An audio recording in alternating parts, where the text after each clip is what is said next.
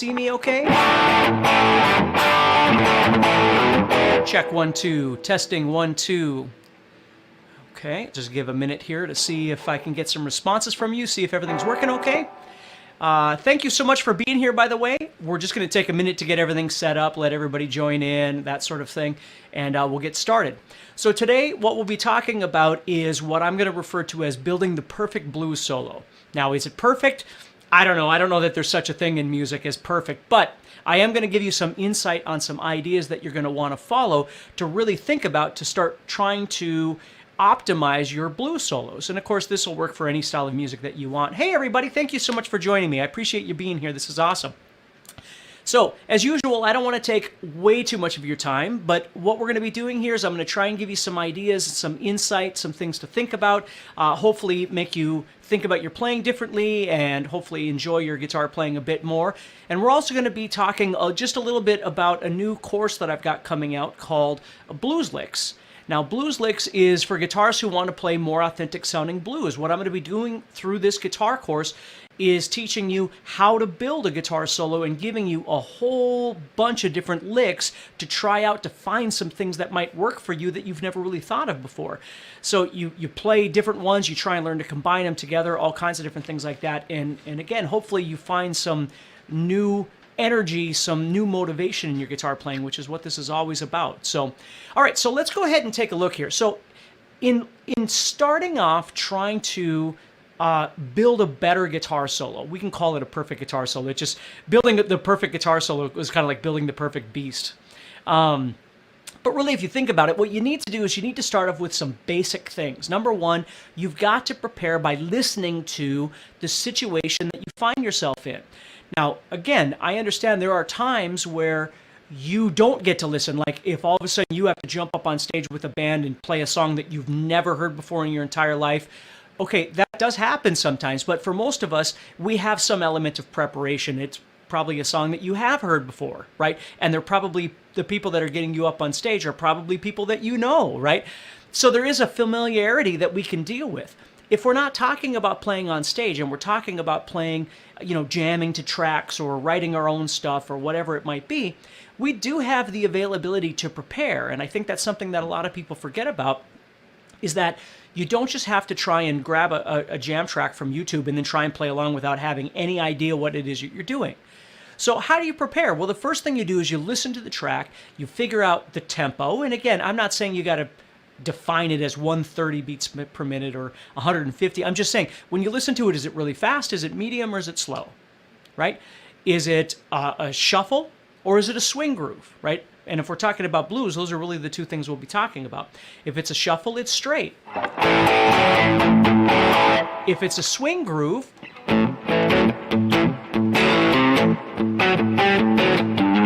right, all that kind of thing, it's going to be a swing thing.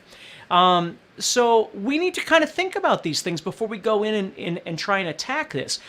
The reason tempo is so important is if it's a faster tempo, it's going to obligate you more to trying to play along with that groove, right? If I've got something that's going,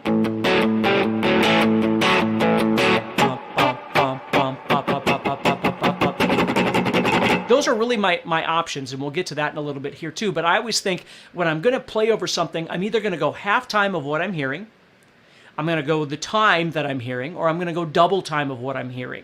And of course, there's whole, you can, hold a note all day long and that sort of thing too. But when we start jamming here, I have a backing track here I'm going to use. And as we start hearing these things, we're going to notice that we can play half time, we can play the time, or we can play double time, okay? We're going to look into that a little bit. If the tempo is slow, then we really don't think of it that way. And again, I've got another backing track I'm going to play for you a little bit later that's a little bit slower and how we're going to approach that. So the point is we figure out the key that we're in. We figure out the scales that are available to us, either relative to the jam track or the song we're playing in, or relative to what we're familiar with, right? Maybe I don't know a bunch of different scales, but I do need to define, am I using major, am I using minor, am I using pentatonic? What is it that I'm doing here? And of course, we're going to talk more about all these sorts of things in the guitar course, Blues Licks as well. But just something to think about a little bit. And I do have a note here. It says, right now you can click the Learn More button to get your webinar discount and fast action bonuses. So if you can see that Learn More button, you can learn about it, and you can always come back here and keep going, or you can push the button a little bit later. Okay, so Learn More button. Take a look and see if you can find that. Okay? All right, let's keep going. So is it heavier? Is it more mellow? Like, is it, what vibe is it giving you when you're going to play over the top? And it's going to kind of tell you how to approach that. And then the other thing is what are the chord changes? Now, if it's blues, we obviously assume that it's going to be what we call a 12-bar blues. In the key of A, we'd have A, D, E, or A7, D7, and E7. But that's not always the case. And actually, in this first little backing track I'm going to show you, that isn't the case. So I need to know what the chord changes are, and again, as we go down our checklist here, you're gonna learn all this stuff that I'm telling you in chronological order. But these are things that we want to learn. Now, how do I learn those? I got to listen to the track. I got to listen to it. I got to decide: is it fast? Is it slow? Is it heavy? Is it mellow? Right? All those kind of things, and then that's going to put me into step number 2, which is my guitar tone. Deciding how I want to set up my guitar tone. Now, we're not going to spend this whole time talking about guitar tone. But understand that if I've got a metal guitar tone and I'm trying to play blues, a mellow, slow blues, it probably is going to sound out of place, right? Or if I'm trying to play over something that's a little bit heavier sounding, maybe it's a more hard rock blues thing like AC/DC, but I've got a clean guitar tone, again, it might not really gel very well. It's not for me to say, it's up to you. But what I've got right now is just kind of a... So right here, I can get a little more rock out of this. Okay, not way too much distortion. I got a little reverb on the end there. But what I love about guitar tones like this, excuse me, is that I can take and maybe move to my single coil pickup, and it cleans up, and then I might even roll my volume back. Or I'll keep that up and my volume all the way up, but I'll just play softer. So I can play softer and louder. And again, we're going to get into all that, but this is what I'm thinking about with my guitar tone. If my guitar tone is way too heavy, I can't really back off into a more relaxed place. If my guitar tone is way, way, way, way too clean, I can never get more energy by bumping it up to the next level. Now, maybe the backing track doesn't need either one of those things, and that's okay, but I'm just telling you to be aware of that it's not just a matter of always just flipping on your amp and using whatever your tone is from every single day. Sometimes you might want to tweak that a little bit and bring the gain back a little bit, or bring the mids up a little bit, or whatever it might be, as you're thinking, okay, this is the situation I'm finding myself in. Obviously, for me, I do this all the time when I get hired to play on, like guitar solos for other bands and things like that. And so I have to come up with a solo and record it and all that sort of thing. I have to listen to the track that they give me and then make a plan of attack on what I want the solo to sound like, both from my fingers and sonically from my guitar amp. I have to think about all that stuff before I ever try and get started.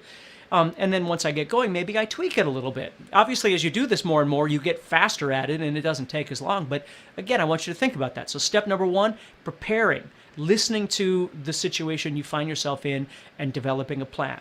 Number 2, dialing in a tone that fits that plan that you find yourself in. Okay? I got my notes right here, so that's what I'm using. Okay? So we're moving on to number 3, and there's going to be little subsections of this, and then we're actually going to start playing along a little bit. We want to explore rhythms, patterns, licks, motion, dynamics. That's what we're going to be doing here, is just trying to kind of figure this out.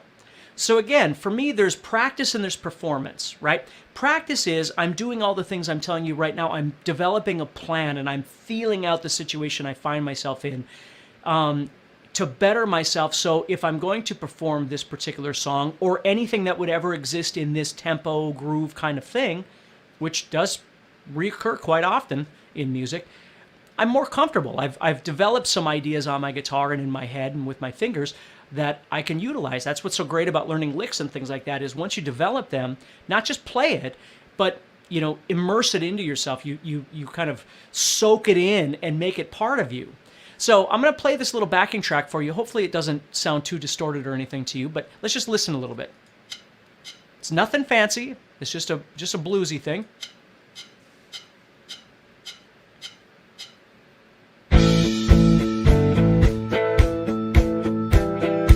Okay.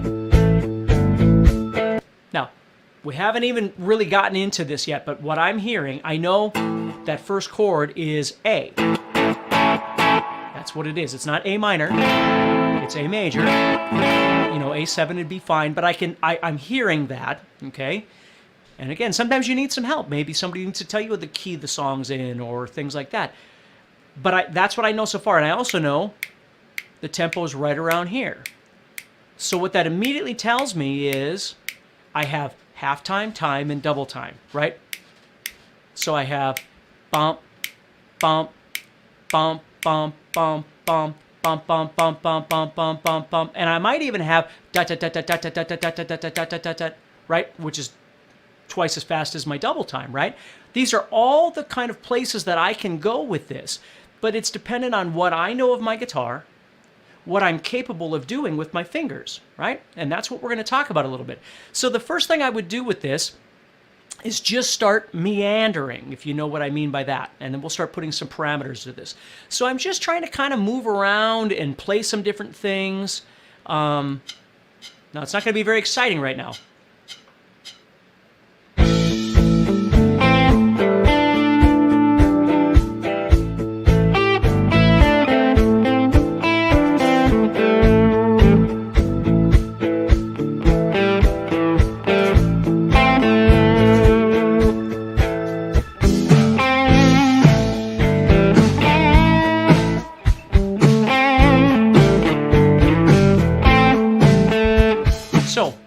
What I'm doing at the beginning here is I'm thinking dun dun dun dun dun dun dun dun bum bum bum bum. It's almost like scat singing.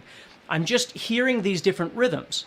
So I'm thinking about starting and stopping in different places. Like if you start visualizing your playing as sentences, I don't want them all to be the same length. And I don't want to always use the same Bueller, Bueller, Bueller when I try and play. I want them to be different from each other, right?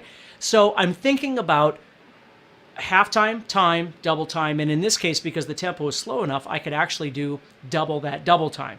Dun dun dun dun decka decka decka decka, although I haven't done that yet. So as I'm moving around, what I'm thinking about is not just playing the scale up and down. I'm not just going. And even if I was doing that, I would be thinking about starting and stopping in different places.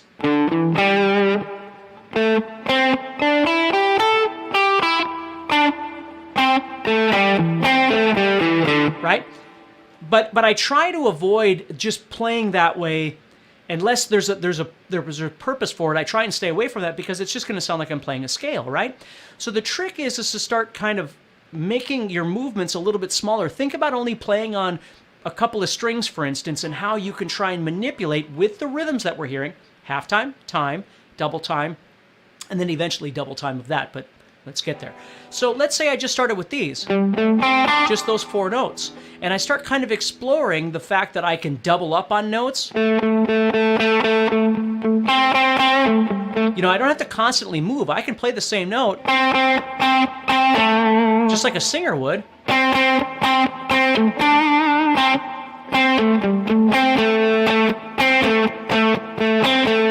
Right? And then I can start doing that over and over and over, and then start adding in a little bit of dynamics into this thing.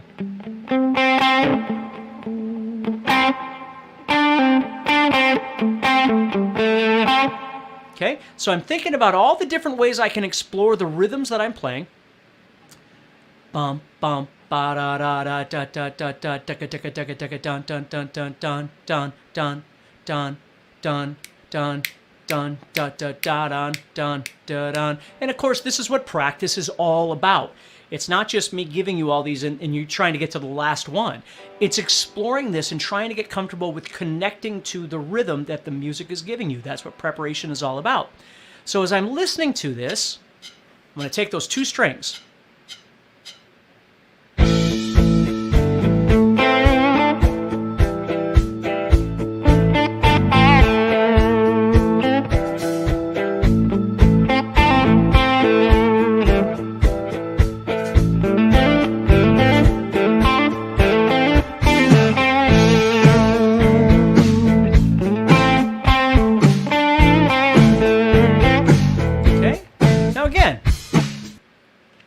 not the most exciting thing yet because I'm only using 2 strings, but I'm exploring specific elements that I'm trying to get better at.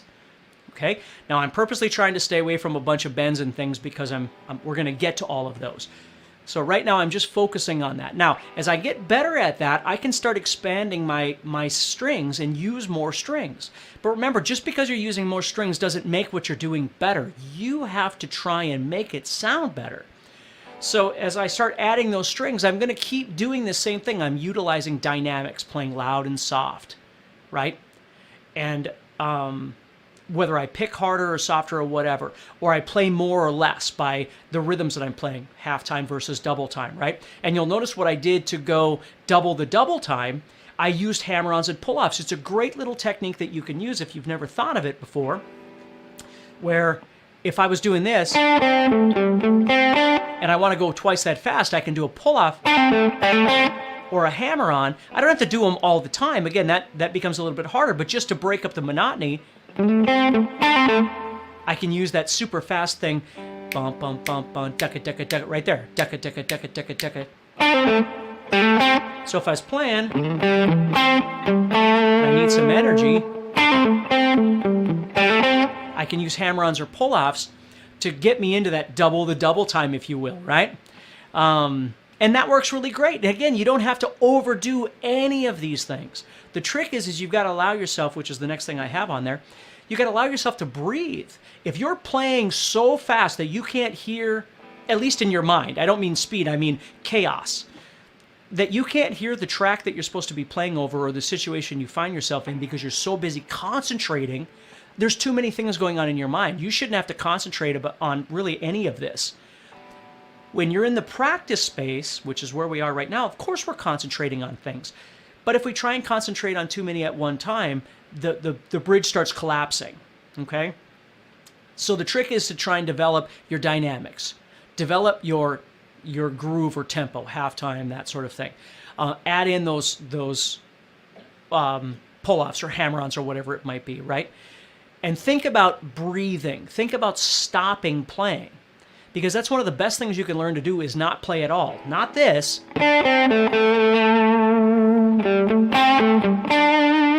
Now these are good. Hanging out on a note is great, but understand that the music hasn't stopped yet. For you to breathe, you have to stop talking. So the trick on the guitar is when you breathe, you physically stop playing.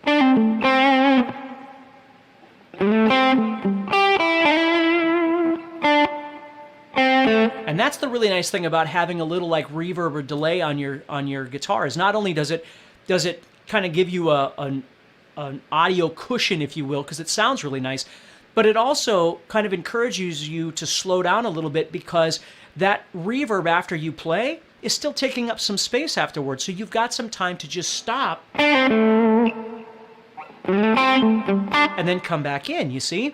So I'm thinking about moving around, thinking about my sentences being a little bit longer, a little bit shorter, that sort of thing. And again, we're going to be talking about all of this in the Guitar Licks course. You're going to learn about this stuff. And then again, you're going to get just a ton of different guitar licks and backing tracks and all kinds of different things that you can use. So make sure you check that out by clicking on the button wherever it is and learn more about it. See if it's something that would help you. Okay, so now let's keep going. So the next thing I start thinking about as I play is I got to start making this sound a little more real. And the way I like to do that is I use things like hammer-ons, pull-offs, which we just kind of talked about, vibrato, bending, things like that.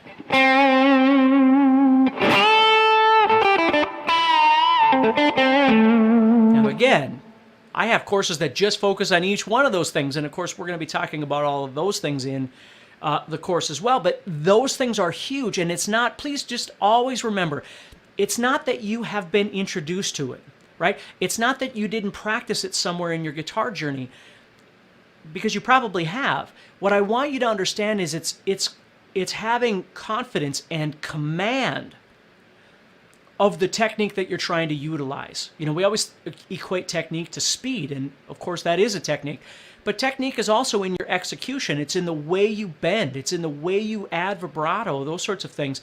And it's crucial that they feel good to you and you can execute them with confidence, or you're not really going to do them. Or when you do them, yes, I said do.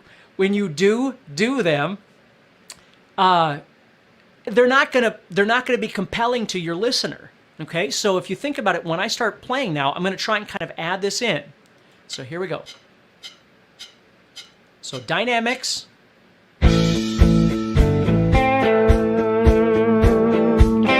Stop.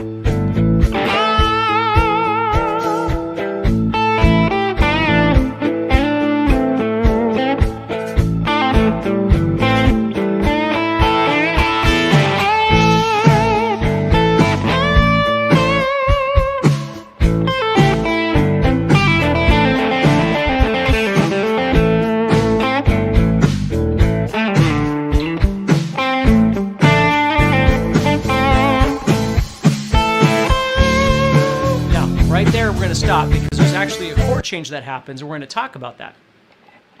But you see what I'm doing now? I'm trying to make a connection to the rhythm. Dun dun dun dun dun dun dun dun dun dun bum bum bo ba bo. Scat singing, right?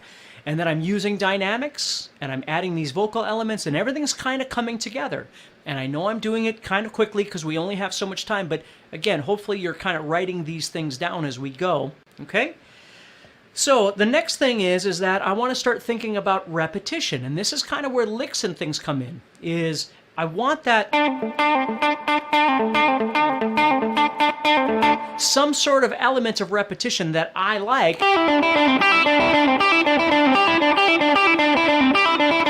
that I can use over the top of these. Because as I meander around the guitar, and right now, again, we're just in one position. We'll talk about this in a little bit, but as I'm meandering through this position, or this box, if you will, what I want to start doing is getting somewhere and creating an element of repetition, because it's something that the ear picks up on. So if I was to do something like this, again, we'll go back. Sorry I have to keep starting this over, but it's the way it is. Now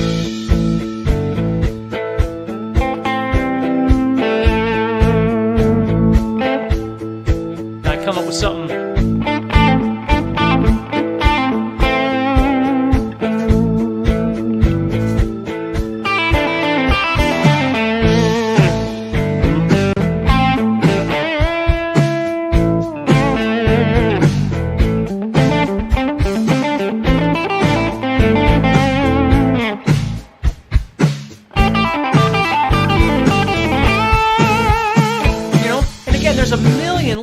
Out there, and you're going to learn all kinds of them in the course, but I want to start implementing some of that into my playing. I don't need way too much. I still want to use the phrasing and meandering, right? But when I need more energy, or I need some sort of theme,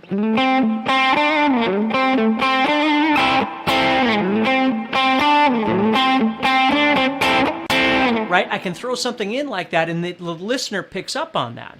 So that's where licks and patterns and different kinds of ideas like that become really, really handy.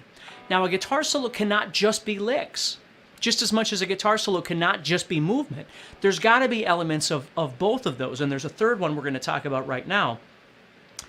Well, we'll talk about in a second here, because I got to talk about the first one first. The next thing that I try and do with my solo is I start adding in notes that are outside the typical pentatonic. And again, we're going to talk about all this in the course too. But if I'm playing pentatonic, one of the first things I want to do is start adding in what we call the blues note. And it exists if I'm in pentatonic here. I'm in A minor pentatonic. It's right there with my pinky.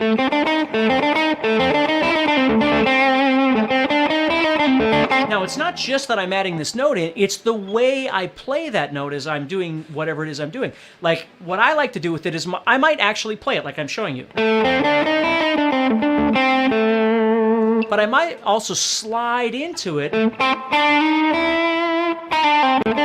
by moving forward, sliding from the 7 to the 8, or sliding from the 8 to the 7, which I think sounds really, really cool. Or the other thing I like to do is slide back and forth. I might play the 7, and I'll do a slide back and forth. And you see, again, the note, it's not just a matter of adding this new note and saying, I am familiar with it. Somebody has told me about what a blues note is, or I studied it somewhere. That's fine. It's not enough, though. If you don't know how to use it, if you don't know how to implement it into your playing, it's not going to sound like music. It's just a knowledge piece. And please understand that, because I encounter this a lot, where over our guitar journey, however long it's been for you, you learn a lot of things. And so sometimes you'll come across something and go, oh yeah, I've done that before. And that might be true. But have you really implemented it into your playing on a musical level? That's the question you always have to ask yourself. It's not whether you've encountered it or whether it's something that you've practiced somewhere in your life. Chances are you've practiced 85 billion things in your life if you're like me. You don't retain all of those things. You have to take certain things that are important to you, and you've got to learn how to manipulate them. And again, absorb them. You've got to use it. So it isn't the fact that it is a certain note, like a flatted 5 is what we could call this. Again, the theory means nothing if we can't apply it. The visualization means nothing if we can't play it in a musical context, right?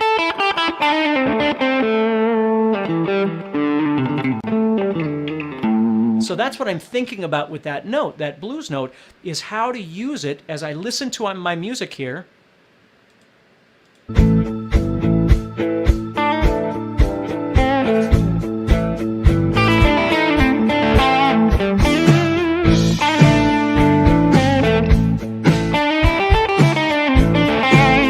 Right?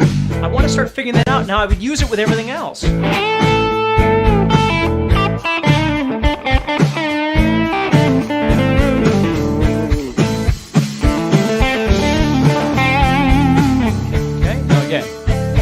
We're going to get to that chord in just a second here and give you some other options on that too. So if that kind of makes sense, there are many, many different kinds of color notes, what we can consider maybe non-chord tones. I mean, there's lots of different words you can use for this. I'm just thinking, here's my pentatonic scale, and here's a whole bunch of different notes that I could add in. And we're going to talk about all that stuff in this Blues Licks course, needless to say. But you know I've got other videos out there on YouTube and stuff that you can check out too and see if they help you. The nice thing about having a guitar course is everything is chronological. Like, you start here and it all builds to something. And so it's easier to kind of find your way through a larger path than just trying to maneuver around on YouTube and find something that you might be looking for. But who knows? You might find the perfect thing. So here's the next big thing, is chord chasing, and that's where this chord is going to come up. There's a chord change in this song. It's going from the A, or A7, to the D, or D7, okay? So what I start trying to do is give my phrasing now, my licks, my movement, all that sort of thing, I start trying to give it direction. And the way I do that is, when the A is being played, I know I can try and target something, target meaning land on or emphasize, right? As I'm moving, at some point I have to stop. The notes that I stop on are really, really important. Again, stop, rest, whatever you want to call it. So if I think about this A7 chord, which, if you know your theory, I'm playing A, C sharp, E, and G. So what I do is I visualize this chord, which is 5, 7, 5, 6, 5, 5. That's what I'm playing when I play an A7 chord. And I can see that some of those notes are part of my minor pentatonic, and I can see that some of those notes, namely this note, this 6, is not part of the pentatonic. It's a new, fresh sound. And because that's a new, fresh sound that's different than the minor pentatonic, it becomes a really important note that I might want to emphasize when that A7 chord is being played. So you see, I can do that. I can get to the note either by going directly to it, or what I like to do is I'll do this hammer on. And if I do that over the A7 chord itself, it's going to sound really good. Now I can land on or emphasize or rest on, or whatever you want to call it, other notes like A and C sharp and E and different things like that. And again, this is a far longer conversation than we're going to have right now, but those are all valid. Now the question always comes up, well, what about all the other notes that aren't those notes? Can't I emphasize those or rest on those? Sure. But the one thing I always want you to remember is that if you think this logic in your head, if you're emphasizing everything, then you're emphasizing nothing, right? Because if you're just playing everything,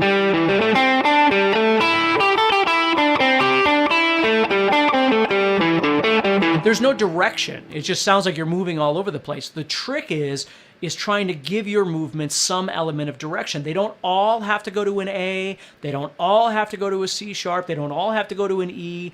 They don't all have to go to all of those all the time. But if you don't start learning how to focus your movements towards something, you're missing out on melody, because that's what melody is. If I play this, even that bend right there is bending to the note A, which is part of the A chord.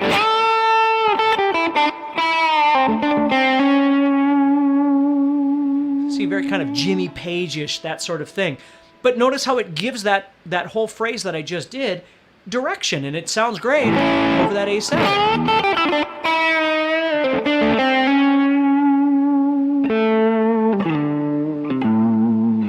You see? So there's no rhyme or I shouldn't say rhyme or reason, but there's no, hard rules, hard and fast rules that you have to do this and you have to do it at a certain time. That's what practice is all about. That's what playing is all about. It's not just learning a scale and learning theory. It's learning, as I've said many times so far, it's learning to manipulate all of that information and make it into something real for you. But it all takes time and it takes practice, but you have to be aware of it. If you haven't really thought about it before and went, I guess that makes sense, but I've never really thought about it, well, now is the time to start trying to use that. Okay? So again, so I don't take way too much of your time. We're already looking at almost a half an hour here. Again, we're going to be talking about all this in the Blues Licks course. Please do me a favor, check it out. It may be great for you, it may not, but please check it out and see if it's something you might be interested in. All right, so the next thing I'm going to do is the D chord comes up in this backing track. So when the D chord comes up, what I'm going to do, I got a couple of options. Number one, I can stay in A minor pentatonic like I've been doing, but just try and target maybe something that's more relative to that D chord. So if I think about this D chord, which is D, F sharp, A, and C, those are the notes I'm playing. But if you don't know that, that's okay. If you look at my D7 here, I'm playing 5, 7, 5, 7, 5. So I can see which of those notes match the A minor pentatonic, and then this note right here in particular, this 7 on the second string, is part of the D7, but it's not part of the A minor pentatonic. So that becomes maybe a good note to try and emphasize. So let me try that. I'm going to try and emphasize over the A. I'm going to try and go to that 6, remember? And then over the D, I'm going to try and go to that 7 somehow. Let's see how that sounds.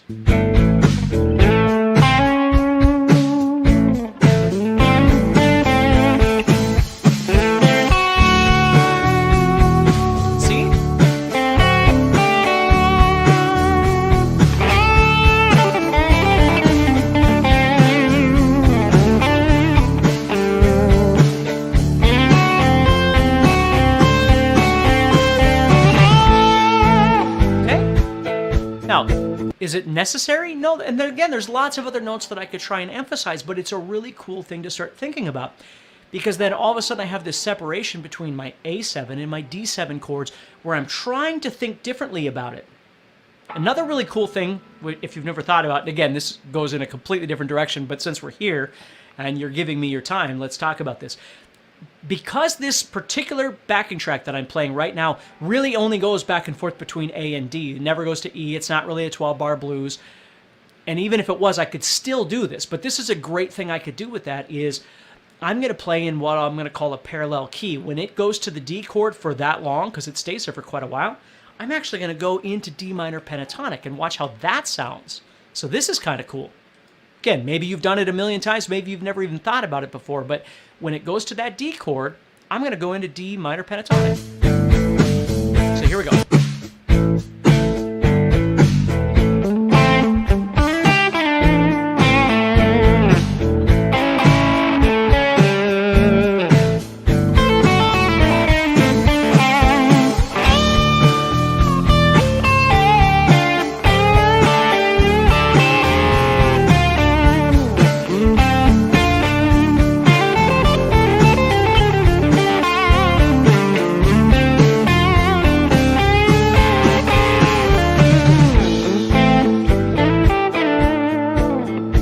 Just another little cool thing that I could do is over that particular D, I could stay in A minor, try and emphasize some things that are of the D sound, right, the D chord sound, or I could actually head on over to the physical D minor pentatonic and jam.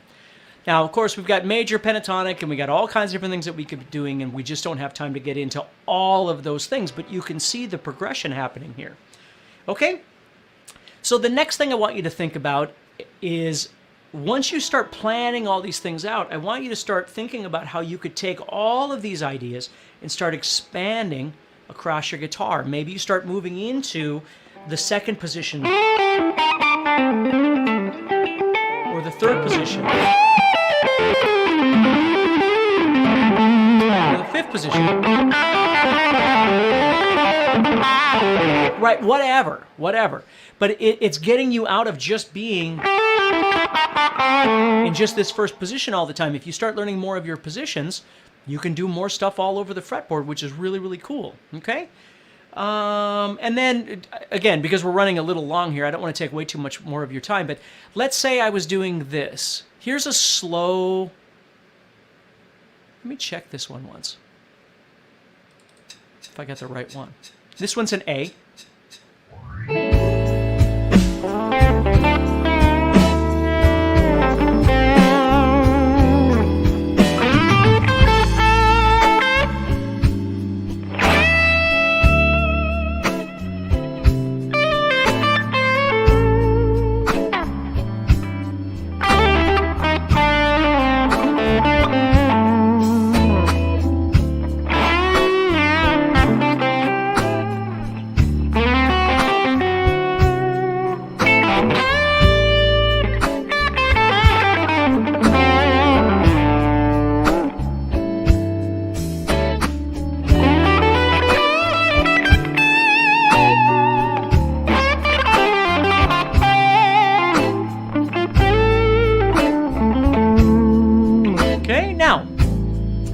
This particular track, it's a really slow blues in A. And again, I should prepare and listen to it and all that, but I have listened to it because I prepared before this webinar.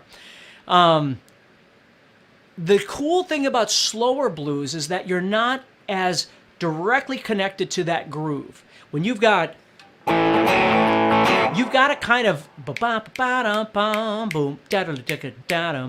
you got to try and react to that. If your rhythm is really, really slow, it's actually easier for you to kind of play in free time over the top of that. Okay, it's really important to think about that.